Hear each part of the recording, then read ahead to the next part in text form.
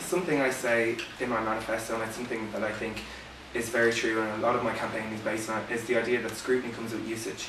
And things actually being good, like people make sure they're good and efficient when they actually want to use them. So the fact that the internet is so relevant to most students' lives means that the SU, a lot of what it does should be primarily based on the internet. So I would like to bring, as I've said, a lot of the services, the deals, an expanded version of them to the website. So the main thing in improving the website is making sure it's actually relevant, that it's used. And I will make sure to do that. It's one of my main policies.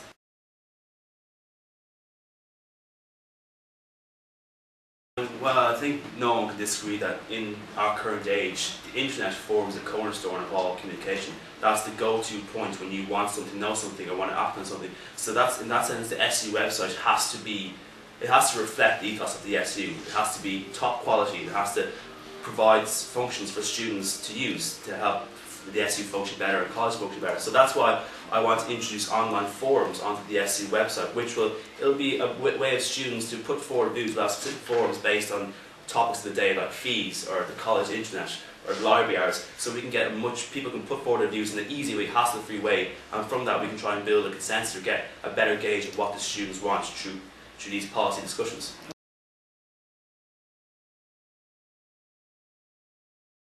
I think the website is an incredibly valuable tool and it's incredibly important. And increasingly it's well known outside of Trinity College as well. We get thousands and thousands of hits on every article we put online, and some of them come from UCD and Cork and other universities who use the University Times as their source of news about things like the Union of Students in Ireland. So maintaining an absolutely top-notch website just isn't even up for debate. That just should be a thing that we do.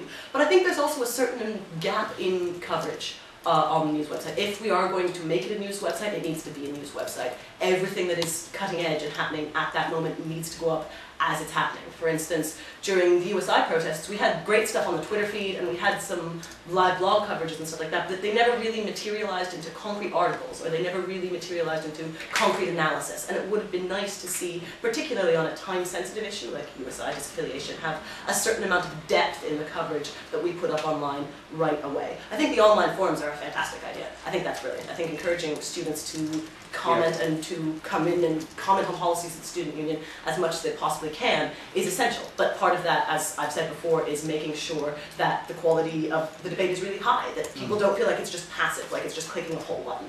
Like it's actually coming up with intelligent, not as like intelligent and relevant and informed and engaged commentary that truly encourages students to interact with each other as much as with the student union itself.